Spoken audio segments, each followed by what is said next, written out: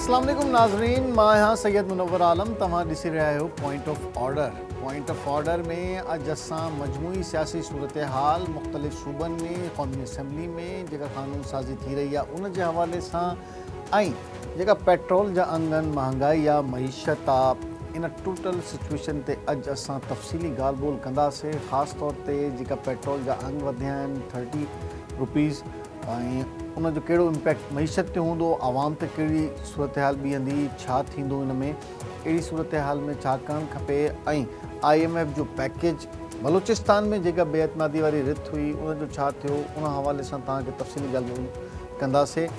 हिकिड़ी overseas voting ऐं जेका election commission voting machine EVM उन जे हवाले सां कहिड़ा फ़ैसिला, कहिड़ा तरामीम आयूं आहिनि, अमेंडमेंट्स कहिड़ी थियूं आहिनि क़ौमी असम्बली में, कहिड़ो बिल पास थियो आहे, उन जे हवाले सां जेका कन्फ्यूजन मौजूदु आहे त छा ओवरसीज़ वोट कंदा या न कंदा, उन हवाले सां तव्हांखे तफ़सीली ॻाल्हि ॿोल उन में ॿुधाईंदासीं।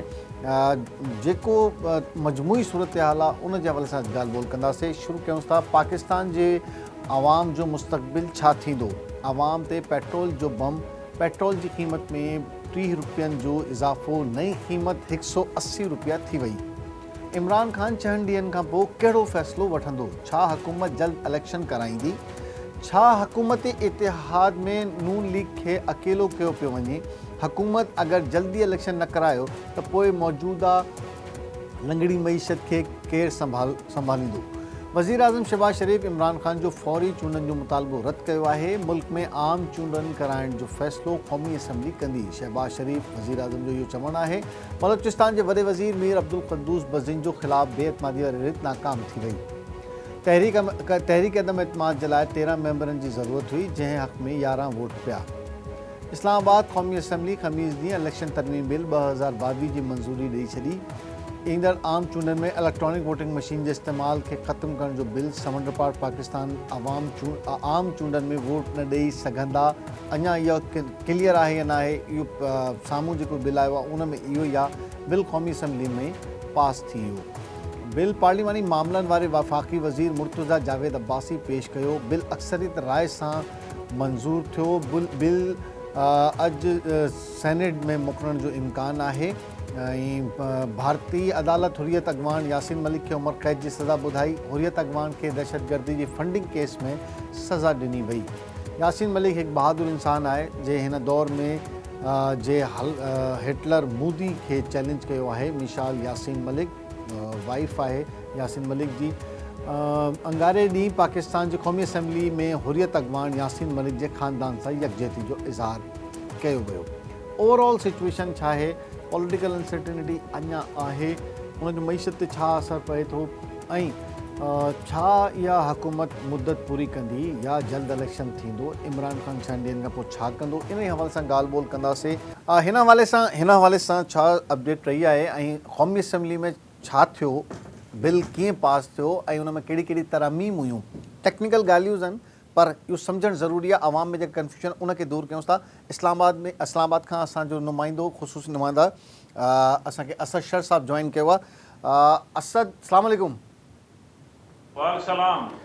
असद शर साहब, इहो ॿुधाइजो कल क़ौमी असम्बली में जेका कार्रवाई थी उन में थोरो ॿुधायो, छो त कन्फ्यूजन क्रिएट थी वई आहे त ओवरसीज़ जा वोट ख़तमु थिया आहिनि या न थिया आहिनि ऐं EVM मशीन मजमूई तौर ते मुकमल तौर ते ख़तमु थी वई आहे या कंहिं पायलट प्रोजेक्ट में या कंहिं शइ में उनखे इस्तेमालु करे उनखे बि यूटिलाइज़ कयो वेंदो, त छा ओरिजिनल सिचुएशन छा बीठी आहे, तरमीम ॿुधाइजो। जी बिल्कुलु मनोहर साहब, इंतिहाई अहम बिल आहे जेको गुज़िरियल ॾींहुं क़ौमी असम्बली मां मंज़ूर करायो वियो हो ऐं जेके माज़ी जी हुकूमत यानी PTI जी हुकूमत जेको बिल मंज़ूर करायो हो उन में जेके ख़ासि तौर ते 2 शिकूं हुयूं उहे मुकमल तौर ते हिन हुकूमत ख़तमु करे छॾियूं आहिनि। हिकु जेको जेके समुंड पार पाकिस्तानियुनि खे वोट ॾियण वारो हक़ हो ऐं ॿियो ही बि जेके इलेक्ट्रॉनिक वोटिंग मशीन ज़रिए जेको थंब ज़रिए जेको वोट ॾियण वारो मामिलो हो उहे मुकमल तौर ते हिन वक़्तु ख़तमु कया विया आहिनि। कल्ह जेको क़ौमी असम्बली जो इजलास थियो हो ऐं अॼु इहो बिल सेनेट मां बि मंज़ूर कयो वियो आहे। असद, मां तव्हांखे हिते थोरो इंटरप्ट थो कयां। तव्हां चओ था त ई मजमूई तौर ते मुकमल तौर ते ओवरसीज़ जो वोट जो हक़ मुकमल तौर ते हुकूमत ख़तमु करे छॾियो आहे। हिन बिल में छा लिखियलु आहे?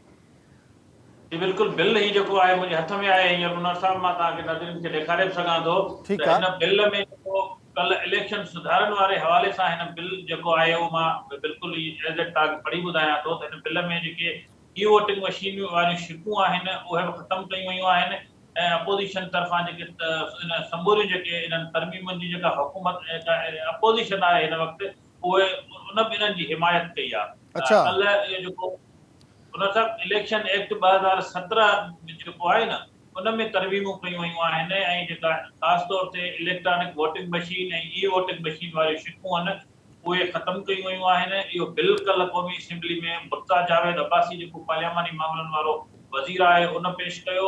इन जा सेक्शन आहिनि, सेक्शन 94 आहे ऐं सेक्शन 103 आहे। जी। ठीकु आहे, ॿिन्ही सेक्शननि में तरमीमूं कयूं वयूं आहिनि। उन में चयो वियो आहे त इलेक्शन कमीशन बि इहो चाहे थी त ज़िमनी चूंडनि में ऐं समुंड पार पाकिस्तान जी जेका वोट वारी सहूलियत ॾिजे थी उहा उन जे लाइ पायलट प्रोजेक्ट तयारु कजे। मीन्स हे जेका इलेक्शन आहे उन में इहे चूंडूं जेके आहिनि समुंड पार पाकिस्तानी वोट न ॾेई सघंदा माना ऐं इहो हाणे जेका हाणे वाज़े थी वियो असद, वाज़े थी वियो त हिकु त इहा त ही हाणे बैक स्टेज ते माना फर्स्ट स्टेज ते अमेंडमेंट करे पहिरें त उहा जनरल इलेक्शन में फौरी तौर ते इस्तेमालु करण जो हुई इलेक्शन रिफॉर्म्स में 2017 में जेको बिल जेको पास करायो आहे जॉइंट सेशन खां पास करायो हुयो PTI जी गवर्नमेंट। हाणे जेको इहो बिल आहे इन में पहिरें उनखे इजाज़त त ॾिनी आहे पर उहो पायलट प्रोजेक्ट को शुरू कयो, उन में अप्लाई कयो ऐं पोइ माना इन जो मतिलबु इहो आहे त जेको ईंदड़ जनरल इलेक्शन आहे उन जे लाइ इहो ख़तमु करे छॾियो आहे। हाँ जी बिल्कुलु मनोहर साहब ईअं ई आहे। ही माना पायलट प्रोजेक्ट तहत ई इनखे कमु आंदो वेंदो त जीअं मसलन सुभाणे जेकॾहिं जनरल इलेक्शन खां पोइ का ज़िमनी चूंड थी थिए त उन में इब्तिदाई तौर ते इन जी शुरूआत कई वेंदी उन EVM मशीन जी बि ऐं समुंड पार पाकिस्तान जी बि। ॾिसो इहो न हाणे हिते थोरो ब्रेक वठिजो, असां स्टेप वाइज़ हलूं। छा इहो क्लियर आहे त ईंदड़ जनरल इलेक्शन खां पोइ पायलट प्रोजेक्ट थींदो? छो त ज़िमनी चूंड त हाणे थियण वारियूं आहिनि ऐं ख़ासि तौर ते पंजाब असेंबली जा जेका अरकान आहिनि उहे डिस्क्वालीफाई थिया आहिनि त हाणे चूंड तक़रीबन 25 तकनि ते थींदी त छा इहो पायलट थी सघे थो? इन जे हवाले सां तव्हांखे का इंसाइट आहे या इहो अञा डिसाइड न थियो आहे? मनोहर साहब हिन वक़्त ताईं अञा ताईं मशीनूं ख़रीद न कयूं वयूं आहिनि, मशीनूं न आयूं आहिनि, उहे इन्हनि मशीनुनि जी मंज़ूरी न ॾिनी वई आहे त उहो पायलट प्रोजेक्ट कीअं शुरू करे सघंदा? ठीकु। ज़ाहिर आहे इन जे लाइ मशीनूं ख़रीद कयूं वेंदियूं ऐं हिन जेकी हुकूमत यानी PTI जी हुकूमत जेके मशीनूं ख़रीद कयूं हुयूं साइंस टेक्नोलॉजी वारी वज़ारत उहे मशीनूं त हिननि अॻु में ई क़बूल न कयूं हुयूं। उन्हनि ते पायलट प्रोजेक्ट ते ही वोट ॾियणु पसंदि न कंदा हुआ। चेकिंग वारे जेको स्टार्टिंग वारो मसइलो हो क़ौमी असेंबली में जे कमेटी में बि इहे भेरो मशीनूं खणी आया हुआ इलेक्शन कमीशन वारनि सां गॾु। उन्हनि ते जेके मेंबर ई हुआ उन्हनि ई वोट न कास्ट कयो हो त ज़िमनी चूंडुनि में ही कीअं कंदा? ज़ाहिर आहे मशीनुनि खे हिननि शुरूआती तौर ते ई रद्द कयो हो। इन जे करे ही जेके ज़िमनी चूंडूं थींदियूं जेके 20 खां वधीक सीटूं आहिनि इन जो जेका मुनारिफ मेंबर हुआ उन्हनि खे DC जेको इलेक्शन कमीशन कयो आहे या माना तव्हां चओसि था त ज़िमनी चूंड हुजे या जनरल इलेक्शन हुजे उहो पुराणे पाकिस्तान वारे तरीक़े ते ई थींदो? बिल्कुलु पुराणे पाकिस्तान वारे ई तरीक़े ते थींदियूं ऐं जेको हिन बिल में बि वाज़े आहे जेको अॼु क़ौमी असेंबली मां सेनेट मां मंज़ूर इहो एक्ट बणिजी वेंदो न। असद तव्हांजो तज़ियो छा आहे? छा इहो लॉजिकल बिल्कुलु तव्हांखे लॻे थी? मां पंहिंजो तज़ियो ॾियां त मूंखे लॉजिकल कमु थो लॻे त हिकिड़ो ज़ाहिरी ॻाल्हि आहे तव्हां एॾे वॾे कम खे फर्स्ट टाइम करण था वञो त तव्हां पहिरियों हुनजी प्रैक्टिस त कयो त पायलट मुंहिंजे ख़्याल में त ही कुझु प्रैक्टिकल शइ आहे। मुंहिंजो हीउ पंहिंजो तज़ियो। तव्हां उते छा ऑब्ज़र्वेशन तव्हांजी आहे? छो त तव्हां इलेक्शन कमीशन बि वेंदा हो, उते जेको पहिरें कमेटी जेका ठही हुई उन में बि तव्हां अटेंड कयो हुयो, उन बि जेको तजावीज़ ॾिनियूं जंहिंमें अपोज़िशन हुकूमत उन टाइम जी हुकूमत PTI जी उन जा अरकान बि हुया जंहिंमें शिबली फराज़ बि हुयो, पोइ हितां पीपल्स पार्टी मां ताज हैदर आहिनि, ॿिया माण्हू बि हुया। त तव्हां छा था सम्झो था त ही जेकी अमेंडमेंट आई आहे इहा लॉजिकल लॻे थी तव्हांखे? ॾिसो मनोहर साहब ही जेका अमेंडमेंट आहे इहा ज़िद हो जेका हिन वक़्तु अपोज़िशन हुकूमत में आहे हुन वक़्तु अपोज़िशन में ही त ही तरमीमूं जेके आहिनि न थियनि। छाकाणि जो जेकॾहिं इहे तरमीमूं थियनि पियूं त जेको समुंड पार पाकिस्तान में सभ खां घणो वोट आहे उहो PTI जो आहे, यानी उहो उनजो ई वोट रद्द थियो आहे ईअं खणी चइजे त। छाकाणि जो अक्सर जेके समुंड पार पाकिस्तानी आहिनि उन्हनि जेके हुकूमत में रही आहे पीटीआई जी, उन्हनि हुकूमत में पीटीआई जी काफ़ी सारी सपोर्ट बि कई, उन्हनि जेको न परदेही असद नाणो असद पाकिस्तान। असद असद असद तो कंफ्यूज असां मां कंफ्यूज न मां इहो चवांसि थो जेको पायलट प्रोजेक्ट ऐं ही तव्हां पंहिंजो तज़ियो ॾियो त छा तव्हांखे, छो त तव्हां हिकिड़ी हिस्ट्री तव्हां वटि आहे मौजूदु, टोटल तव्हां हिनखे वेझो ॾिठो आहे, त छा तव्हां सम्झो था त इहो जेको आहे इहो लॉजिकल आहे? थी बि सघे थो, छाकाणि जो हिते जेके पायलट प्रोजेक्ट थिया हुआ या जेके क़ौमी असेंबली में मशीन हिननि कुझु ॾींहं रखी हुई, सभिनी मेंबरनि खे हिननि चयो हो त इहो खुलियल तौर ते जेके आहिनि शिबली फराज़ हुन वक़्तु जेको मिनिस्टर हो या वज़ीर फवाद चौधरी हो, हुननि खुलियल तौर ते ऑफर बि कई हुई हुकूमत अपोज़िशन जे मेंबरनि खे त तव्हां कंहिं बि वक़्तु अची पंहिंजो वोट हिन ते कास्ट कयो, ऐं केतिरनि मेंबरनि वोट कास्ट कयो। उन वक़्तु त हुनर इहा जेका मशीन हुई उहा वोट खे सही इस्तेमालु करे पई, ऐं उन मेंबर जो वोट कास्ट थी पियो वञे ऐं हुनजो हल्को बि साम्हूं अची पियो वञे। पर मसइलो इहो आहे त सॼे पाकिस्तान जे हर समूरनि शहरनि में इंटरनेट जी सहूलियत मौजूदु न आहे, ऐं उते तव्हां वटि बिजली जे निज़ाम जो तव्हां हशर ॾिसो, सॼे मुल्क मां दाऊं पियूं अचनि त उहे हिक ई वक़्तु इलेक्शन वारे ॾींहुं बिजली जो निज़ाम ऐं इलेक्ट्रॉनिक अच्छा, वोटिंग आख़िरी मशीन। आख़िरी असद हिकिड़ो ॿियो, माना ही क्लियर थी वई ॻाल्हि त वोट जो राइट स्नैच न थियो आहे, वोट जो राइट ओवरसीज़ के आहे, पर हू हिन इलेक्शन में न थी सघंदो जेसि ताईं election commission pilot projects complete करे रिपोर्ट न ॾींदी त न ईवीएम थींदो ऐं न ओवरसीज़ वोट थींदो। जी बिल्कुलु नूर साहब, ईअं ई आहे, छाकाणि जो ओवरसीज़ पाकिस्तानी त आहिनि, उन्हनि जो वोट त हिते दाख़िल आहे, उहो कंहिं बि वक़्तु उन्हनि जो वोट वारो। बाक़ी हाणे पायलट प्रोजेक्ट जेसि ताईं इलेक्शन कमीशन, असल में घणा एतिराज़ इलेक्शन कमीशन खे हुआ, छाकाणि जो उनखे टेक्निकल अमलो बि न एतिरो हिन वक़्तु मौजूदु न आहे, ऐं उनजी ट्रेनिंग्स बि थियल न हुई, ऐं हिन एतिरी जल्दबाज़ी में जेको हीअ पीटीआई हुकूमत में कानून साज़ी कई हुई, त इन जल्दबाज़ी में इहे सिंगुल शयूं न पे थी सघियूं, जंहिंजे करे इलेक्शन कमीशन खे घणा ख़दशा हुआ, घणा एतिराज़ात हुआ। इहा ई उन्हनि इनजे करे सुप्रीम हाणे कोर्ट में बि जवाबु जमा करायो हुयो। ऐं असद माना ही जेको हाणे ट्रेन आहे, जेको अमेंडमेंट थी आहे त जी सॼे मुल्क में, ऐं ही जेका सूरत हाल आहे, जेका इलेक्शन कमीशन जा पॉइंट्स आहिनि सॼे मुल्क में, इंटरनेट ऐं बिजली जी सहूलियत, त पोइ त हे मुंहिंजे ख़्याल में 30 साल त लॻी वेंदा सॼे सूबे सॼे मुल्क में इंटरनेट ऐं बिजली जो मसइलो जेसि ताईं हल थींदो। बिल्कुलु तव्हां सही था चओ। ऐं हाणे ही शायदि मुमकिन न आहे, इहे जेके तरमीमूं हाणे अॼु वापसि वरितियूं वयूं आहिनि या वापसि थी वयूं आहिनि या ख़तमु असां कयूं वयूं माना आहिनि। मां तव्हांजी ॻाल्हि सम्झी वियुमि, माना असद असां आख़िर ताईं पुराणे पाकिस्तान में रहंदासीं। Thank U very much Asad. ऐं तव्हां ब्रीफली ॿुधायो, तव्हां बिल जी डिटेल ॿुधाई, कन्फ्यूजन दूर थी वई। हिते असांखे जॉइन कयो आहे बलोचिस्तान खां सरदार यार मोहम्मद रिन साहब। सरदार साहब अस्सलाम वालेकुम। वालेकुम सलाम जनाब। सरदार साहब क्या क्यों आप बड़े सरदार साहब वॾो पुरएतमाद हुयो, तव्हां पंहिंजी बेएतमादी वारी रिथ ते, पर आख़िर में छा थियो, कुझु थोरो डिटेल ॿुधाइजो। अदा ॻाल्हि इहा आहे, इहा असांखे बि ख़बर हुई जंहिं वक़्तु असां 14 माण्हुनि दस्तख़त असां सां कई, त तव्हांखे ख़बर आहे त इहो हाउस 62 जो आहे। ठीकु आहे। त हाणे असां 13 या 14 माण्हुनि सां उनखे त उहो कोन करे सघूं पिया वोट ऑफ नो कॉन्फिडेंस, छाकाणि त 2 जमायतां अहिड़ियूं आहिनि जेकियूं पीडीएम में बि आहिनि, पर बकौल जाम साहिब जे मां जो त उन्हनि सां को न कमिटमेंट ई, न वाइदो, न मां उन्हनि मां सां ॻाल्हायो आहे। पर उन्हनि इहो ज़रूरु कयो आहे, जो नालो छा अथसि, जाम साहिब सां उन्हनि जी कमिटमेंट ई, जाम साहब से छा कमिटमेंट? जाम साहब सां उन्हनि जी कमिटमेंट ई, जो अगरि तव्हां सूबे जे अंदरि अदम इत्माद आंदो त असां तव्हांजी मदद कंदासीं, गवर्नमेंट खे हटाईंदासीं।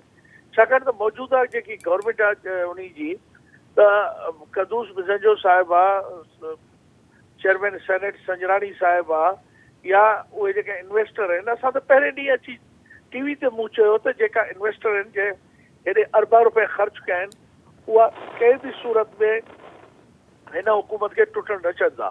ऐं सॼी बलूचिस्तान खे गवाहे त कहिड़े तरीक़े सां वज़ारतुनि जो लालच ॾिनो वियो, ऐं 10-15 करोड़ हिकु मेंबर खे ऑफर कई वई, त असांखे ख़बर ई, मगर असां उनखे एक्सपोज़ करणु चाहियूं पिया, ऐं असां उन पीडीएम जी जमायतनि खे एक्सपोज़ करणु चाहियूं पिया, जंहिं चयो त असां हिन गंद में, हिन गुनाह में असां शामिल न आहियूं। पर सॼी दुनिया मीडिया ॾिठो त उन्हनि कहिड़ी तरह सां उन्हनि जी हेल्प कई ऐं उन्हनि जी कामयाबी ते कहिड़े तरीक़े सां उन्हनि तालियूं वॼायूं, क्लिपिंग कयूं।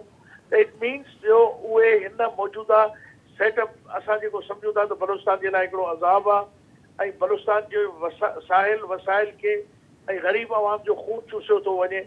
15 ॾींहं थियो 27,000 सरदार साहब माज़रत सां इहो जेको बयानियो आहे त वसाइल जो खून चूसे, ही त ॾिसो न, तव्हां हिकिड़ो बलूचिस्तान हिकिड़ी असेंबली आहे, असेंबली हिकिड़ी बजट ॾींदी आहे, बजट तव्हां वटि ईंदो आहे, तव्हांजो फाइनेंस डिपार्टमेंट आहे, तव्हांजी प्लानिंग एंड डेवलपमेंट स्कीमूज़ आहिनि, त ही जेको बयानियो ही त पोइ पॉलिटिशियन ते थो अचे तमामु, हुन में 40-50 साल जा जेका बि पॉलिटिशियंस आहिनि। तव्हां सुवाल कयो न, हाणे वियो मूंसां ॻाल्हायो, डिस्कशन जी जी जी, तव्हां सिर्फ़ु इहे 2-3 हिकिड़ा लफ़्ज़ सहाफ़ी हज़रात पढ़ी वठंदा हो त भाई बजट हूंदो आहे, बजट कीअं हूंदो आहे, उहो तव्हांखे तरीक़ेकार जी ख़बर आहे। बिल्कुलु मूंखे ख़बर आहे, मां त 10 साल कवर कयो आहे बजट, मूंखे त ख़बर आहे प्लानिंग एंड डेवलपमेंट में स्कीम केरु ॾींदो आहे। जी, तूं 10 साल कवर कयो आहे, मां 9 असेंबलियुनि में रहियो आहियां। जी बिल्कुलु, केरु चए थो त जॾहिं जंहिं वटि अक्सरियत हूंदी आहे गवर्नमेंट जी, उहो ई बजट पास कराईंदो आहे, उहो ई जेका उन्हनि वटि वसाइल हूंदा आहिनि, जेका हाणे रेकोर्डिंग जहिड़े तरीक़े सां साइन थी, सिंध जहिड़े तरीक़े सां साइन थी, जीअं पोइ दफ़े जेको बजट पास थियो आहे, सॼी बलूचिस्तान जी असेंबली हाणे उहा सरदार साहब वटि वसाइल आहिनि, उन्हनि वटि टेक्निकल इख्तियार आहे। सरदार साहब मां टेक्निकल ॻाल्हि इहो थो कयांसि, भली तव्हांजी हुकूमत हुजे या अपोजिशन जी हुकूमत हुजे, बिल जॾहिं बजट पेश थींदो आहे उन में स्कीम्स हूंदियूं आहिनि, प्लानिंग एंड डेवलपमेंट में हूंदियूं आहिनि, तव्हां कॾहिं हुकूमत में हूंदा हो, कॾहिं तव्हां अपोजिशन में हूंदा हो, कॾहिं तव्हांजी स्कीमूं हूंदियूं आहिनि त न हूंदियूं आहिनि, पर हे खाई केरु वेंदो आहे? सियासतदान ई खाई वेंदो आहे न, या ब्यूरोक्रेट खाई वेंदो आहे? न सियासतदान बि इन में खाईंदा आहिनि, ॿिया बि हूंदा आहिनि। तव्हां सॼो जेका जर्नलिज़म जेका जर्नलिस्ट हो उन्हनि जो बि वॾो इन में शेयर हूंदो आहे, ऐं तव्हांजा जेका एंकर अची रोज़ टीवी ते वेहनि था ऐं जेका तव्हां टीवीनि ते प्रोग्राम करो था, तव्हांजे जेकियूं मीडिया हाउसिस आहिनि उन्हनि जा बि इन में वॾा शेयर हूंदा आहिनि। बदकिस्मती त इहा ई असांजी आहे, इहा ई असां चऊं था सर सरदार जी जी जी, मां इहो ई चवांसि थो त ही पॉलिटिक्स केसि ताईं हलंदी, इहो ई सवाल हुयो मुंहिंजो बुनियादी। तंहिं वक़्तु ताईं हलंदी जेसि ताईं इन में करप्शन इन्वॉल्व हूंदी, जेको इन में पैसो इन्वॉल्व हूंदो, ठीकु आहे, ऐं जॾहिं तोड़ी असेंबली जे अंदरि वेही हिकिड़ो सही तरीक़े जी, छाकाणि त हमेशह पाकिस्तान में जॾहिं बि आइन ठहियो आहे उन में हमेशह इन्फ्लुएंस थियो आहे, हमेशह जेको मेजॉरिटी हूंदी आहे उहो पंहिंजो कानून आणंदी आहे। अॼु नथा ॾिसो तव्हां घंटनि में कानून ठही रहिया आहिनि, इन खां पहिरीं इहे ई बिल्डोज़ करे हाउस खे कानून ठाहे वियो, अॼु उहो ई कानून आहे जेको अधु घंटे जे अंदरि घंटे में चेंज थिए। कानून ईअं न ठहींदा आहिनि, सर ही कानून ठाहिण जे ॻाल्हि ॿुधो, जॾहिं तव्हां सुवाल जी जी जी जी तव्हांजो कमु बहस करणु न आहे, तव्हां सुवाल कयो आहे, मां इहो चवांसि थो बहस सर तव्हां रिपीट करो। जी जी कंटिन्यू सरदार साहब, कंटिन्यू जी, हा महिरबानी करे पहिरीं मुंहिंजो जवाब न जी जी कंप्लीट कयो, तव्हां कंप्लीट कयो, आंसर कंदव, तव्हां क्वेश्चन कंदव, मां तव्हांखे आंसर कंदुमि। बिल्कुलु कंप्लीट कयो। ॻाल्हि इहा आहे त बदकिस्मती छा आहे हिन मुल्क जी, हे 72 सालनि खां पोइ अञा बि असां सुधरिया न आहियूं, ऐं असां हिन वक़्तु हालत इहा आहे जेकी बैंक करप्सी जे वञी नज़दीक तरीन पुॼी चुका आहियूं असां। बिल्कुलु, त उनजी वजह छा आहे? वजह इहो आहे त जॾहिं कानून ठहींदो आहे असां वटि त ईअं बि थींदो आहे त मेंबर अञा ॻाल्हाइण जो उनखे मौक़ो न मिलंदो आहे, उन ते डिस्कशन न थींदी आहे। हमेशह हूंदो आहे त जॾहिं कानून ठाहींदा हो, तव्हां अमेंडमेंट कंदा हो त पहिरीं हाउस में आणंदा हो, पोइ हमेशह मीडिया में वेंदो आहे, उते जे मीडिया जे अंदरि डिस्कशन थींदी आहे, उन जूं चङायूं, उन जी बुरायूं, उन में तरमीम, उन में जेके आहे कुझु शयूं जेकियूं उन खां कढियूं वेंदियूं आहिनि, उनमें अमेंडमेंट्स कयूं वेंदियूं आहिनि, मगर असां वटि ईअं कोन थींदो आहे। असां वटि त जेकी हुकुमरान जमायत हूंदी आहे, जेका सियासतदान एग्ज़ैक्टली मां तव्हां सां 100% एग्री करां थो, बिल्कुलु थैंक यू, असांजा सियासतदान असां सही हुजूं हा, ऑनेस्ट हुजूं हा पंहिंजी क़ौम सां, पंहिंजे माण्हुनि सां, पंहिंजी सरज़मीन सां, पंहिंजी धरती सां, त अॼु बलूचिस्तान मां सम्झां थो मिडिल ईस्ट जी वॾे में वॾी रियासत खां वधीक बलूचिस्तान ख़ुशहाल हुजे हा। पर मां इहो नथो चवां, न मां तव्हांजे इन ॻाल्हि को इनकार थो करां, हिन वक़्तु जेको आहे उन में असांजो इन्वॉल्वमेंट न आहे, सॼी दुनिया जहान जी इन्वॉल्वमेंट आहे, हिन में घणा माण्हू ऐं घणियूं मखलूक, ऐं इन में बेनिफिट माण्हुनि खे घटि थो मिले, सरदार साहब उहे ज़्यादा आहिनि। सरदार साहब इहो ई मां चवांसि थो, तव्हां हाणे हिकिड़ी इंटरनेशनल कंस्पिरेसी जी ॻाल्हि कई, ठीकु आहे, इहो थींदो आहे, पर इन जो आलाइकार त पार्लियामेंट जे अंदरि आहे न। ही जेका तव्हां रिथ बेअतमादी वारी इंटरनेशनल कॉन्स्पिरेसी थी आहे, मां त तव्हांखे चयो ई कोन आहे। तव्हां चयो न त इन में आलमी ताक़तूं बलोचिस्तान में कमु कनि थियूं न सर। मां बिल्कुलु न चयो, आलमी ताक़तनि जो मां ज़िक्र ई न कयो आहे। असां पाण कुझु असांजा माण्हू, असांजी मखलूक थी सघे थो कंहिं ताक़तनि जी कुवतनि जा अलाकार हुजनि, पर नेचुरली मगर इहो तव्हां कॾहिं इन ते डिस्कस तव्हां करे न सघंदो त पॉलिटिशियन ऐं जेका उन सां गॾु कुवतूं जे इहे हुकूमत हलायूं आहिनि उन्हनि जे बारे में को ॻाल्हाए सघे थो। बिल्कुलु तव्हां सही ॻाल्हि कई आहे। मां तव्हां सां एग्री थो कयां, बिल्कुलु एग्री थो कयां, मां एग्री कयां सरदार साहब, मां एग्री थो कयां, मां एग्री कयां थो। ऐं स्टार्टिंग में ई मां इहा ॻाल्हि तव्हां सां कई। जी जी जी, रेटिंग जे लाइ तव्हां घुराए असांखे विहारे पब्लिक जे साम्हूं करो। मां तव्हांखे हाणे कॉल बंदि करो, मां तव्हांखे 4-5 माण्हुनि जा नाला ॾियां थो, महिरबानी करे घुराए मूंखे लाइव उन सां गॾु विहारो। ठीकु आहे, मां तव्हांखे मना त तुंहिंजे इदारे जो तो में इहा इख़लाक़ी ज़रूरत आहे जेको तूं मूंखे क्वेश्चन करे सघे थो। इंशाल्लाह मूंखे यकीन आहे तव्हां उनखे बि उहो क्वेश्चन कंदो।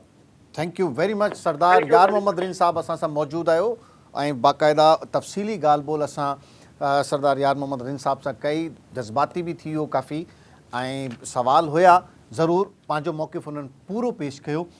हिते वठूं था हिकिड़ो शॉर्ट ब्रेक खां पोइ इहो ई टॉपिक कंटिन्यू कंदासीं त छा क़ौमी असम्बली में थियो, छा थिए थो, पॉलिटिकल अनसर्टेनिटी जी कहिड़ी नुक़सान आहे, बलोचिस्तान जी सूरत हाल तव्हां ॾिठीसीं। असां डिबेट कयूं था ख़ासि तौर ते जेको इलेक्शन रिफॉर्म्स आहियूं, नैब रिफॉर्म्स आहियूं, अमेंडमेंट आहियूं, क़ानून साज़ी थियूं, उन जे हवाले सां ऐं क़ौमी असम्बली में जेको कुझु थियो उन जी जेका कन्फ्यूजन आहे उनखे दूरि करण जी असां हिते कोशिशि कयूंसि था। ऐं असांखे जॉइन कयो आहे पाकिस्तान तहरीक इंसाफ़ जी मेंबर क़ौमी असम्बली आलिया हमज़ा। आलिया हमज़ा साहिबा अस्सलाम वालेकुम। जी वालेकुम अस्सलाम। आलिया साहिबा, क्या कानून साजी आपने देखा, किस तरीके से ये कानून साजी हुई और पाकिस्तान तहरीक इंसाफ़ का क्या मौक़िफ़ है? कल जो इलेक्शन रिफॉर्म्स बिल 2017 में तरमीम की गई और एक ही दिन में तरमीम कर दी, पार्लिमानी कमेटी में भी नहीं भेजा गया, न डिस्कशन हुई और ये बिल पास हो गए। सबसे पहले तो मुझे ये बताए ना कि ये इनको ईवीएम से मसला क्या है। यानी ये ईवीएम से ये चाहते हैं कि हमेशा ये तो राग अलापते रहे कि फ्री और फेयर इलेक्शन होना चाहिए, लेकिन उसी फ्री एंड फेयर इलेक्शन की राह में सबसे बड़े रुकावट यही लोग हैं। क्योंकि इलेक्ट्रॉनिक वोटिंग मशीन आएगी तो वो जो 20-20 साल 40-40 साल पहले मरे हुए मुर्दे हैं वो वोट इनकी कॉन्स्टिट्यूएंसीज में आकर डालकर नहीं लेकर जाएंगे। और इसी तरह से जो इन्होंने फेक वोट बनाए हुए हैं वो वोट कास्ट नहीं हो सकेंगे और ये कभी भी असेंबलियों का रुख नहीं कर सकेंगे। और इसलिए ये तो अवाम को अब पता चल गया है कि कौन सी पार्टी थी जो एहतसाब के साथ साथ इलेक्शन को भी फ्री एंड फेयर करना चाहती थी। दूसरा सबसे ज्यादा जो इन्हें तकलीफ है वो उन ओवरसीज पाकिस्तानियों से जो 31 बिलियन डॉलर से अपने खून पसीने की कमाई पाकिस्तान में भेजते हैं, ये उनको भी रोकना चाहते हैं और उनको भी ये वोट का हक नहीं देना चाहते।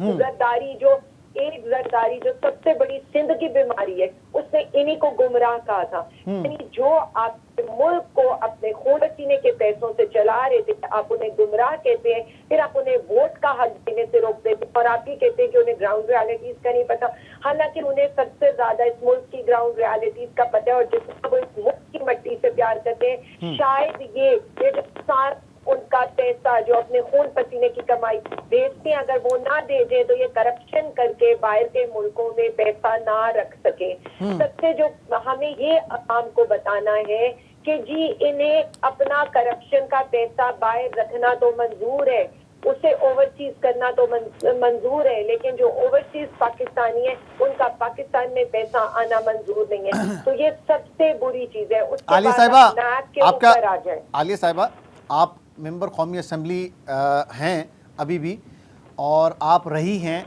एक तरीक़ेकार है। आपके ज़माने में जब ये कानून साजी शुरू हुई ईवीएम के हवाले से और ओवरसीज़ के हवाले से, उस पर एक पार्लिमानी कमेटी भी बनी। इलेक्शन कमीशन में जो तजावीज़ आपने जमा कराई, इलेक्शन कमीशन ने उस पर एक डिटेल ऑब्जेक्शंस सुप्रीम कोर्ट में फ़ाइल किए। आप इस तमाम प्रोसेस में इलेक्शन कमीशन को कन्विंस क्यों नहीं कर सके अपने दौर में? देखिए, सबसे पहली बात है इलेक्शन कमीशन के लतीफ़े तो आप सब लोगों ने देखे थे। मुझे तो ये समझ में नहीं आ रहा कि उन्हें कोई सीरियस चीज कि इलेक्शन कमीशन जो है वो औरतों को वोट डालने का नहीं कह सकेगा। इलेक्शन कमीशन की वो जो ईवीएम मशीन है उसमें एल्फी डाल दी जाएगी, और उनको तो यहाँ तक नहीं ये अंदाजा था कि ये जो है ये तो इसका कोई ताल्लुक नहीं है, ये तो इसकी बैटरी चार्जेबल होंगी, चार्ज होगा, ना बिजली के आने जाने से इसका ताल्लुक है, ना जिसे कह लें कि इंटरनेट के आने जाने से इसका ताल्लुक है। मतलब उन्होंने तो जो 35 लतीफे सुनाए थे वो तो सिंपली लतीफे थे कि ये वाली जो वो बात कर रहे थे वो तो क्वाइट इररेलेवेंट थी। उनकी तो सिंपल बात होनी चाहिए कि नेशनल असेंबली इज सुपीरियर। उन्होंने एक कानून साजी करके आपको भेजी, आप एक बजट करें और हुकूमत से सिर्फ आप एक बजट डिमांड करें और ईवीएम को फौरी तौर पे उसके ऊपर इम्प्लीमेंट करें। उनका काम तो इम्प्लीमेंटेशन है, उनका काम, और उनकी अगर कोई सीरियस चीजें होती तो उस पर उनको ब्रीफ किया जा सकता था। हमने सबको बुलाया, हमने ऑपोजिशन पार्टीज को दावत दी, ये सबको दावत दी, लेकिन बजाय इसके कि ये इसको देखते, क्योंकि ये चाहते ही नहीं थे कि मुल्क में फ्री एंड फेयर इलेक्शन हो। क्योंकि जिस तरह से मैंने आपको बताया है कि अगर ये फ्री एंड फेयर इलेक्शन हो गया तो इनकी जो बची कुछ सियासत रह गई है वो भी दफन हो जाए। आपके अरकान कल मौजूद थे, उन्होंने भी हिमायत का ऐलान किया है कल वहाँ पे कौमी असम्बली में। आप किसकी बात करें? हमारे अरकान तो राजा रियाज साहब ऑपोजिशन लीडर है राजा माशाल्लाह। रियाज कौन है? आपको नहीं पता राजा रियाज कौन है? राजा रियाज तो लोटे हैं। राजा रियाज, अगर ये एक फेक असेंबली चल रही है जिसमें ऑपोजिशन लीडर भी उन्हीं का बंदा है जो हुकूमत चला रहे हैं, जहाँ पर जो इनकी जो हमारी अकाउंट कमेटी है, पब्लिक अकाउंट कमेटी है, जिसने ओवरसाइट करना होता है सारी चीजों को, वो भी लोटा है, तो मतलब वो तो हमारी पार्टी, और राजा रियाज तो ऑन एयर चुका है कि वो हमारी पार्टी का हिस्सा नहीं है, वो तो नून लीग के टिकट पर वोट लड़ेगा, के टिकट पर इलेक्शन लड़ेगा। तो आप कैसे कह सकते हैं कि लेकिन आपका रेफरेंस तो मुस्तरद कर दिया इलेक्शन कमीशन ने, आपका रेफरेंस तो मुस्तरद हो गया ना वहाँ से। इलेक्शन कमीशन उनको अपना लोटे का अलॉट करते इंतखाबी निशान। I am sorry to say they are not the PTI people. उनको कैसे आप पीटीआई से, पीटीआई के जो लोग हैं, पीटीआई के लोग असेंबलियों से बाहर रिजाइन देकर बैठे हुए हैं। ये हमारे रिजाइन करें या ना करें, जो वहां पर 30 लोग या 20 या 25 लोग व्हाटएवर दे आर, वो लोटे बैठे हैं जिनका कोई ताल्लुक नहीं है पाकिस्तान तहरीके इंसाफ से। या तो उनको पैसे देकर खरीदा गया या नून लीग या पीपल्स पार्टी का टिकट देकर खरीदा गया। हम ना खरीदो फरोख्त करते हैं, ना हम इसकी किसी खरीदो फरोख्त का हिस्सा है। आलिया हमजा साहिबा, स्ट्रेटेजी क्या होगी पाकिस्तान तहरीके इंसाफ की? इस कानून को क्या चैलेंज किया जाएगा? आप क्योंकि मेंबर पार्लियामेंटेरियन हैं, आपको वो फोरम पता है, मैं इस वजह से आपसे पूछ रहा हूँ कि कौन कौन से फोरम पे ये चैलेंज हो सकता है? हम इन सारे कवानीन को चैलेंज करेंगे और हम इन सारे कवानीन के ऊपर सुप्रीम कोर्ट को कहेंगे जो अवामी मफाद की चीजें हैं, जो एक लार्जर इंटरेस्ट ऑफ द पूरे हुकूमत और पूरे मुल्क के लार्जर इंटरेस्ट में वसी मफाद में की गई है, उनकी कानून साजी को रिवर्स ना होने दिया जाए। क्योंकि सबसे बड़ी बात तो ये है कि इस आईनी तरमीम के लिए इनके पास नंबर भी पूरे नहीं है। मतलब आप एक सिंपल मेजॉरिटी पर एक ऐसी तरमीम को किस तरह से फेल कर सकते हैं जो एक पार्लिमानी पार्टी के अंदर भी फाइनल नहीं हुई। इनके पास तो पार्लिमानी पार्टी के भी लोग पूरे नहीं है कि एक अगर इन्होंने स्टैंडिंग कमेटीज इसके लिए बनानी हो तो वो भी पूरे नहीं है। वो भी ये बंदे जोड़ तोड़ करके जितनी मुश्किल से उनको चलाने की कोशिश करें, तो ये असेंबली तो ऑलरेडी गैर फाल है, गैर आईनी है, क्योंकि इसमें तो अपोजिशन एग्जिस्ट ही नहीं कर रही है।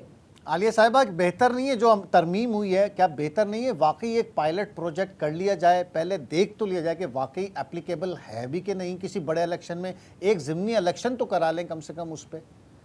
आपको शायद याद नहीं है, 2018 से पहले का ज़िमनी इंतखाब PMLN ने इसी के ऊपर कराया था। उसका पायलट प्रोजेक्ट ऑलरेडी हो चुका है, इलेक्शन कमीशन उसकी रिपोर्ट सबमिट करा चुका है। तो मेरा तो नहीं ख्याल कि इस पे किसी को एतराज होना चाहिए। जब एक दफा से उसके ऊपर कौन सी कॉन्स्टिट्यूएंसी में हुआ था ये, कुछ आपको याद आ रहा है? हमें जी मुझे एनए तो नहीं याद आ रहा है, लेकिन इट्स क्लियर, अगर आप अभी भी गूगल करें तो आपको नजर आ जाएगा कि किस बाई इलेक्शन के अंदर ये हुआ था। लेकिन 2018 से जो उससे पहले का इलेक्शन है वो तो जनरल इलेक्शन था। जो इलेक्शन हुआ था उसके अंदर इसको ऑलरेडी ट्रायल बेसिस के ऊपर यूज किया जा चुका है और ईवीएम का इस्तेमाल इनके चार्टर्ड ऑफ डेमोक्रेसी में भी है और ये खुद भी यही चाहते हैं। हर इलेक्शन के बाद ये धांधली का रोना रोते हैं तो इसी धांधली को रोकने के लिए ईवीएम मशीन लाई गई, थैंक यू जिसको वेरी इन्होंने मच, देखना भी गवारा नहीं किया था। Thank U very much Alia Hamza साहिबा, वेरी मच वॾो डिटेल सां आलिया हमज़ा पाकिस्तान तहरीक इंसाफ़ जी मेंबर क़ौमी असम्बली डिटेल सां इहा ॻाल्हि ॿोल कई त कीअं क़ानून साज़ी थी आहे ऐं पंहिंजा उन्हनि मौक़िफ़ बि रखिया ऐं डिबेट हिकिड़ी अॻिते वधे थी। कहिड़ी कहिड़ी तरामीम अहिड़ियूं आहिनि जेका पुराणे सेक्शन में न हुयूं, हाणे उन्हनि खे माना हुकूमत पेश कयो आहे ऐं मंज़ूर बि करे छॾियो आहे। शहादत अवान साहब, सेनेटर शहादत अवान साहब असां सां मौजूदु आहे। अस्सलाम वालेकुम शहादत अवान साहब। वालेकुम सलाम सर। अवान साहब, कल बड़ी तेज़ी से कानून साजी हुकूमत कर रही है और पिछले नहीं सर, तेजी से नहीं हुई है, रूटीन के 2 बिल थे। सर पार्लिमानी पार्टी में क्या पार्लिमानी कमेटी में भेज दिया था ये सब कुछ? सर वो बात मैं गुजारिश ये करता हूँ, कमेटी में वो चीज जाती है कि जिसके अंदर किसी किस्म का कोई सुकम हो या कोई चीज जो है वजाहत तलब हो या जिसके ऊपर अवाम जो है वो बटा हुआ हो और तेजी आप उसको कहें। अवाम क्या बटी हुई है इसमें? तो पार्टियों की जंग हो रही है, अवाम क्या बटी हुई है इसमें? तो सब कुछ ही बटा हुआ है। देखिए मैं बताऊं, ईवान की मैंने बात की, अवाम अच्छा मैं सॉरी मैं मैंने अंडरस्टैंड ऐवान बटा हुआ हो। हाँ तो मैं नहीं सर, नहीं ऐसा ही है। जी सॉरी। लेकिन मैं आपको गुजारिश करूं कि आप वो कहते हैं ना एजेंसी की आपने बात की है जल्दबाजी में, जल्दबाजी वो है कि जहाँ पे 62 आइटम 32 बिल जो है 35 मिनट में हों। बिल्कुल। तो ये तो बात ये रूटीन के जो है ये कौमी असम्बली में बिल गए थे। एक जो है ये था एक्ट 2017 जो था इलेक्शन एक्ट का, उसमें तरामीम थी और उसकी दफा जो है 72 जो है उसके अंदर जो है वो एक तरमीम की गई है। और उसके अलावा जो है इंतखाबात में एक गालबन उसकी दफा 94 जो है उसके हिस्से में जो है वो कोई चीज की गई है। असल बेसिक क्या है कि इसमें वो जो ईवीएम की बात होती थी उसके मुतल्लिक उन चीजों को जो है ना इसको क्लैरिफाई किया गया है कि चूंकि इलेक्शन 103 के अंदर इलेक्ट्रॉनिक वोटिंग मशीन और बायोमेट्रिक का जो जिक्र किया गया हुआ था सर, उसको जो है बदला गया है। उसको बदला अब ये गया है कि कमीशन ने ज़िमनी इंतखाबात में इलेक्ट्रॉनिक वोटिंग मशीन जो है और बायोमेट्रिक का तस्दीकी जो निज़ाम था उसके लिए पायलट प्रोजेक्ट्स जो है ना उसके लिए कहा था सर। और उसके लिए मैं ये समझता हूँ हुकूमत ने ये कहा कि नतायज जो है वो देखे जाएंगे ईवान के इजलास के आगाज के ऊपर जो है रिपोर्ट। ऐसा एक पायलट प्रोजेक्ट करके उसके नताइज तो सबमिट कराए थे इलेक्शन कमीशन ने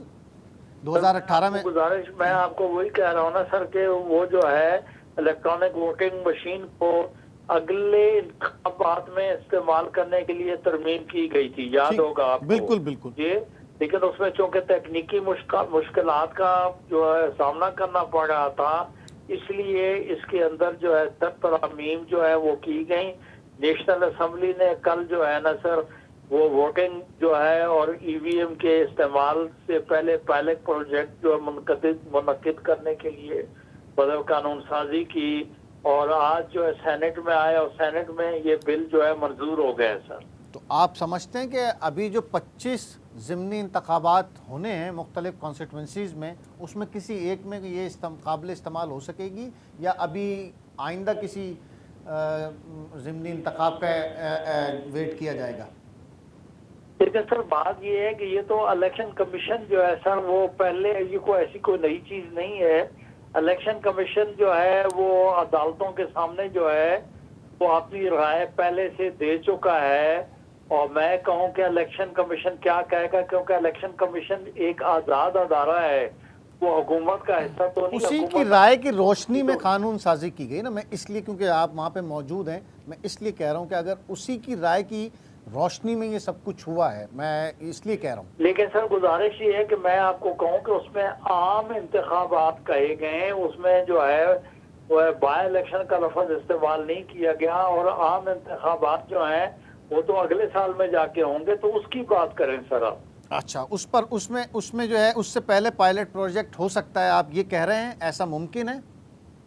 देखिए सर इसके लिए मैं ये समझता हूँ कि बड़ा टेक्निकल किस्म की बात है और एक अदारे के अंदर क्या मतलब फंडिंग की क्या सूरत हाल है और ट्रेनिंग क्या। चलें वो तो इलेक्शन कमीशन की डोमेन हो गई। ओवरसीज की तरफ से ये कंफ्यूजन कल से अब ये हो रही है।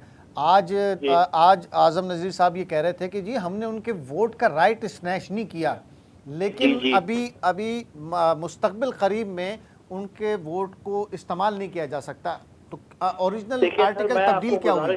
मैं आपको एक गुजारिश करता हूँ जी कि हर वो पाकिस्तानी जिसका इलेक्शन वोटर लिस्ट के अंदर नाम है, उसका वोटर का राइट है, उसको गवर्नमेंट ने जो है किसी बिल के जरिए से वापस उसको नहीं लिया गया। ठीक है। अभी भी आपको पता है कि जो शख्स इलेक्शन में आके हिस्सा लेना चाहे, इवन का इलेक्शन कंटेस्ट करना चाहे, वो आ सकता है। एक आदमी वो आए, उसका अगर वो इंटाइटल है इलेक्शन लड़ने का, इलेक्शन तक लड़ रहे, आप तो वोट देने की बात कर रहे हैं। तो आजम नज़ीर तारड़ साहब ने बजा तौर पे सही कहा है, इस किस्म का कोई सिस्टम जो है ओवरसीज पे नहीं लगाया गया, और ये लोगों के जहन में जो खामखा के खदशात पैदा किए, यानी कि यूं तो ये बात तो क्लियर हो गई ना कि ड्यूअल नेशनल ना इलेक्शन लड़ सकता है ना इलेक्शन में पार्टिसिपेट कर सकता है। ये को आज की नई बात नहीं है, ये तो आपको पता है कि इसके ऊपर तो लोग डिस्क्वालीफाई हुई हैं।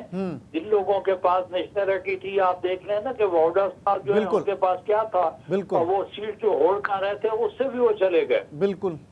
तो फिर ये वोट का राइट कैसे? ओवरसीज में दो कैटेगरी हो गई, एक वो लोग कि जो ओवरसीज हैं और उनके पास नेशनलिटीज नहीं है, जैसे कि हमारे मिडिल ईस्ट की रियासत है। मैं आपको इसके लिए मैं आप आसान कर देता हूँ। जी जी। कि जिस पाकिस्तानी का वोटर लिस्ट के अंदर नाम है, ठीक है, तो लोग, आपको पता है कि वो पोस्टल बैलेट के जरिए से भी लोग वोट कास्ट करते हैं। ठीक है। इस किस्म की सहूलत भी है। ठीक है। और जब तक वो नाम वहाँ पे है, वो आदमी इलेक्शन लड़ सकता है। उसके ऊपर कोई एतराज आए तो किसी को नहीं पता होता। मैंने जैसे भी गुजारिश की कि एक आदमी का बहुत से लोग ऐसे थे जिनका किसी को नहीं पता था कि ड्यूल नेशनल है। एक आदमी लंदन चला जाता है, सऊदी चला जाता है, 5 साल के बाद आता है, उसका आईडी कार्ड भी वहीं खड़ा है, उसका वोट भी वहाँ पे खड़ा है, और लोकल गवर्नमेंट का इलेक्शन हो या जनरल इलेक्शन हो, तो वो आके अपने वोट का राइट जो है वो जो एक्सरसाइज कर सकते हैं। सर बिल्कुल, थैंक यू वेरी मच शाहदत साहब, काफ़ी चीज़ें क्लियर हो गई, बहुत शुक्रिया, thank U very much. Details सां शहादत अवान साहब ॿुधायो आहे त छा ओरिजिनल स्टेटस आहे ऐं उन में इलेक्शन कमीशन जी जेका बि तजावीज़ हुयूं उनखे साम्हूं रखी इहा अमेंडमेंट्स कई वयूं आहिनि। इन हवाले सां पाकिस्तान मुस्लिम लीग नून जो छा मौक़िफ़ आहे उहो बि कोशिशि कयूं त मां पाकिस्तान मुस्लिम लीग नून इन में छा थी चए त इहा जेका अमेंडमेंट्स थियूं ख़ासि तौर ते उन हवाले सां अॻिते वधाईंदासीं। पाकिस्तान मुस्लिम लीग नून जो छा मौक़िफ़ आहे, निसार चीमा साहब असांखे जॉइन कयो आहे। अस्सलाम वालेकुम निसार साहब। चीमा साहब, कल जो कानून साजी हुई और ख़ास तौर पे जो नैब रिफॉर्म्स के हवाले से चीज़ें हुई, किस तरह से देखते हैं? तासुर बाहर ये आ रहा है कि जी तमाम सियासतदान, जिस वक्त नैब को ख़त्म करने की बात हो रही थी पाकिस्तान मुस्लिम लीग, पाकिस्तान पीपल्स पार्टी के दौर में, तो उस वक्त आपकी तरफ से मुखालफतें आई थी। अब रिफॉर्म्स आ रही हैं तो क्या खुद को सहूलत दी जा रही है? देखिए ये कि हमारी यानी ना तो हमने नैब को खत्म किया है, ना इस तरह का कोई इरादा है। हम तो देखिए अकाउंटेबिलिटी बिल्कुल चाहते हैं, लेकिन अकाउंटेबिलिटी का ऐसा सिस्टम चाहते हैं जो ट्रांसपेरेंट हो, ट्रस्टी बोर्ड हो, फेयर हो। यह कि लोगों को, सरकारी मुलाजमीन हो या सियासतदान हो, बिला वजह उनको ये है कि ये हरासमेंट जो है, अनड्यू हरासमेंट जो है वो खत्म होनी चाहिए। और इस सिलसिले में यह है कि वो जरूरी कानून साजी हुई है। और मुझे बताइए कि कौन सी चेक उसमें ऐसी शामिल की गई है जिससे किसी को इतराज हो सकता है? मैं समझता हूँ कि ये तो वो सारी तरामीम है जो एक तरह से कौम की आवाज है, जो फेयर माइंडेड लोग हैं। वो तो पहले चाहते थे कि इस तरह की गैर जरूरी हरासमेंट ना हो, और लेकिन ये अकाउंटेबिलिटी बिल्कुल हो। ये किसने इस्तेमाल किया है, ये किसने इस्तेमाल किया है अनड्यू हरासमेंट के लिए नैब को? कब इस्तेमाल होती रही है? आपके खिलाफ, ये नून लीग के खिलाफ मुकदमात हों या पाकिस्तान पीपल्स पार्टी के खिलाफ मुकदमात हों, वो तो एक दूसरे की हुकूमतों के दौरान ज्यादातर। देखिए मैं मिसाल देता हूँ, यहाँ तो हालत ये थी कि लोगों को गिरफ्तार कर लिया जाता था, और ये है कि उसके बाद यानी कई एक तवील अरसे तक उनके खिलाफ केस चला के फिर साबित होता था कि जनाब उनके खिलाफ केस बनता ही नहीं है। तो ये है कि वो जो है कई साल तक उनको जेलों में रखकर, उनको कैद में रखकर कितना जुल्म उनके साथ, उनकी फैमिली के साथ किया जाता था। इसको रोका गया है कि नहीं, ये इस तरह नहीं है, पहले आप एविडेंस इकट्ठा करें। ये नहीं है कि किसी के खिलाफ इल्जाम लगाती है उसको गिरफ्तार कर ले। ये तो बड़ा ही है कि बहुत गलत है, ये है अनड्यू हरासमेंट। और फिर ये है कि उसकी यानी विक्टिमाइजेशन इस तरह की हो, उसकी ये कि करेक्टर असैसिनेशन शुरू कर दी जाए मीडिया पे, उसको भी रोका गया है। मैं समझता हूँ ये जरूरी है कि जब तक किसी के खिलाफ केस बनता ना हो, केस साबित ना हो और रेफरेंस बाकायदा तौर पर दायर न किया जाए, उस वक्त तक उसकी मीडिया में भी उसका ट्रायल, उसकी जो इस तरह हरासमेंट और उसकी करेक्टर असैसिनेशन ना हो। ये तो देखिए हर शख्स की इज्जत है और कि यार किसी की पगड़ी उछालने की किसी को इजाजत नहीं होनी चाहिए। बिल्कुल ठीक बात है। और ये जो मैं समझता हूँ बहुत जरूरी था और ये बड़ा अच्छा किया जी कल नेशनल असेंबली में जी। ओवरसीज वोटिंग और ईवीएम, ये एक ऐसे मसाइल थे जिसे बहुत ज़्यादा पाकिस्तान तहरीक इंसाफ इस्तेमाल कर रही है और हर जलसे में यही कहा जा रहा है कि जी खौफजदा होकर इन चीज़ों को ख़त्म किया जा रहा है। क्या असल हकीकत क्या है, किन आर्टिकल्स में तब्दीली की गई है? मुझे ये फरमा दें कि ओवरसीज सिर्फ पाकिस्तानी नहीं है, बेशुमार जो नेशनैलिटीज हैं वहाँ के लोग बाहर बसते हैं, हमारे साथ हिंदुस्तान के लोग हमसे कई गुना ज्यादा बसते हैं वहाँ पे, यूरोप में भी, अमेरिका में भी, मिडिल ईस्ट में भी काफी ज्यादा हैं। मुझे बताइए कि किस मुल्क के शहरियों को ये ओवरसीज जो उनके सिटीजन हैं उनको ये वोट देने का हक है? मुझे बताइए कि वो असल देखे ये है कि जिससे भी वोट देना है, जिसने इलेक्शन में हिस्सा लेना है, वो आए, वोट भी दे, इलेक्शन में भी हिस्सा ले। लेकिन ये है कि नंबर वन तो ये है कि ये वहाँ बैठे हुए लोगों को जाहिर है कि यहाँ की मसाइल का पता नहीं है, यहाँ वो उनको सही शऊर इदराक नहीं हो सकता। और दूसरी बात जो है बहुत बड़ा जो एक मैं समझता हूँ एक फैक्टर है जिसको हमेशा नजरअंदाज किया जाता है, वो ये है कि देखिए पाकिस्तानी को बाहर जाकर किसी सियासी जमात का परचम नहीं थामना चाहिए। बात यह है कि देखिए अगर हम वहाँ भी जाके कोई पीटीआई का बन जाए, कोई मुस्लिम लीग नून का बन जाए, कोई जो है वो जेयूआई का बन जाए, कोई पीपल्स पार्टी का बन जाए, पाकिस्तान कहाँ रहेगा? वहाँ ये मेरा मौक़िफ़ ये है कि वहाँ सिर्फ और सिर्फ पाकिस्तानियों के हाथ में पाकिस्तान का सब हिलाली परचम होना चाहिए, किसी जमात का, किसी सियासी जमात का। साहब हमेशा से पार्टियों के ओवरसीज ब्लॉक्स होते हैं, हमेशा से ओवरसीज के अहदेदार भी होते हैं, हमेशा से इस तरह से रहा है। ये तो एक ये जो है इसको डिस्करेज होना है। ये हिंदुस्तान के लोग मेरी बात सुन ले, क्या ये है कि यूरोप में किसी मुल्क में क्या वो कांग्रेस के वहाँ पे विंग हैं? क्या ये है कि बीजेपी के विंग हैं? वहाँ सब ये है कि इंडियन बन के वो अपना रोल प्ले करते हैं। अब पाकिस्तानी जो है जहाँ भी जाते हैं आपस में लड़ते रहते हैं। कभी ये क़यादत वहाँ पे रहेगी तो लोग भी तो वहाँ पे पैदा हो ही जाएंगे ना, हमारी क़यादतें भी वहाँ जाके रहने लगती हैं। बुनियाद पर कभी लिंग्विस्टिक बेसिस पे ये गलत है। यही तो चीमा साहब, जब क़यादतें वहाँ जा जाके रहेंगी तो लोग भी पैदा हो ही जाते हैं। मैंने कहा जब क़यादतें वहाँ जा जाके रहेंगी तो लोग भी पैदा हो ही जाते हैं। जिसको देखें क़यादत को वो जाके वहाँ रहना शुरू कर देती तो लोग भी वहाँ आ जाते हैं। जो सियासतदान है उनको भी सिर्फ पाकिस्तान का देखें, पाकिस्तान का परचम सरबुलंद रखना चाहिए। वापस भी आना चाहिए तो नहीं आना चाहिए। जब ये है कि बिल्कुल कौन इनकारी है आने से? अल्ताफ हुसैन का मुझे नहीं पता, ये बाकी सब आना चाहते हैं। बाकी तो सब आना चाहते हैं, तो अब तो आ जाए। तो हुकूमत भी अपनी आ गई है, इसमें अब कौन से मसाइल रह गए? जी आ जाएंगे जब उनके मुआलिजीन जो है जो फिर किसी मेडिकल इशू की तरह पे गए हुए हैं, जब उनके मुआलिजीन इजाजत देंगे तो आ जाएंगे। तो जमानत तो यहाँ पे 1 महीने की थी। नहीं ये फरमाई थी, ये आपको कोर्ट ने वकील मुकर्रर किया है, आप नहीं कोर्ट ने नहीं, हम तो दें जमानत देने वाले तो वजीर आजम साहब थे, उन्होंने लिख के दिया था, हमने तो नहीं दी थी जमानत। कोर्ट पूछेगी तो उनको जवाब देंगे जी। कोर्ट तो पूछेगी, हम तो पूछ ही रहे, हम कौन सा पूछ रहे हैं? मैं तो कह रहा हूँ आपके वजीर आजम ने लिख के दिया था कि जी मैं जमानत देता हूँ कि आ जाएंगे। आपको कोर्ट ने ये इख्तियार दिया या अथॉरिटी दिया कि आप कोर्ट की जानिब से पूछें। आप उसमें वहां पे जाके तारीखें लेते रहे, कोर्ट तो पूछ रही है आपसे, आप तो तारीखें ले रहे हैं, कैंसिल करा रहे हैं समातें। अपने वकील कह देते जी मैं आज हाजिर नहीं हो सकता। छोड़े आप ये ना अदालत ने आपको मुकर्रर किया है ना, ये कि आपको पीटीआई के वकील हैं, आप ये हमारे मुखालिफिन के वकील हैं। हम किसी के वकील नहीं है, हम हकीकत के वकील हैं, हम हकीकत के वकील हैं। जो सामने होता है वो दिखा रहे हैं। या ये कि आप एक पार्टी बने हुए? नहीं मैं इल्जाम मैं तो हम हकीकत के वकील हैं। आपके वजीर आजम ने दिया था ना, सबके सामने कोर्ट में बात हुई थी। आपके देखें आपका रोल जो है, आपके इदारे की न्यूट्रलिटी जो है उसको मुतासर कर रहा है, ये नहीं होना चाहिए। बहुत शुक्रिया चीमा साहब। और ईअं जीअं तव्हां सां सवाल कयोसि त पोइ तव्हां इहो पर्सनल थी वेंदा आहिनि, त हर सियासतदान जो इहो ई आहे, को जवाबु न हूंदो आहे त पोइ पर्सनल हूंदा आहिनि, पोइ पर्सनल अटैक शुरू थी वेंदा आहिनि।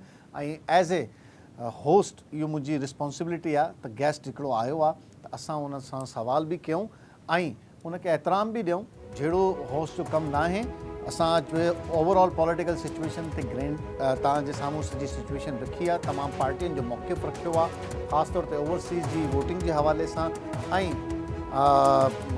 जेका नैब क़वानीन में तरामीम थी आहे। असां कश्मीर में जेको यासीन मलिक सां जेका उन्हनि खे सज़ा ॾिनी वई आहे उमिरि क़ैद जे हवाले सां, हिकु त पाकिस्तानी शहरीत जे हवाले सां उनजी मज़म्मत था कयूं।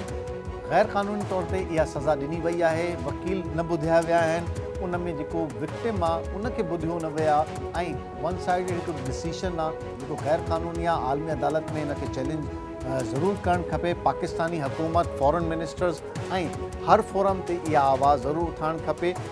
जेका कश्मीर में यासीन मलिक सां थियो आहे ऐं जेका हुरियत तंज़ीम उन्हनि जे जेके अॻुवाणनि सां थिए थो उनखे आलमी सतह ते ऐं ख़ासि तौर ते यूनाइटेड नेशंस खे बि हिन जो नोटिस वठणु खपे। Thank U very much. अॼु जो प्रोग्राम तो जाणे ते पहुतो। ख़ुदा हाफ़िज़।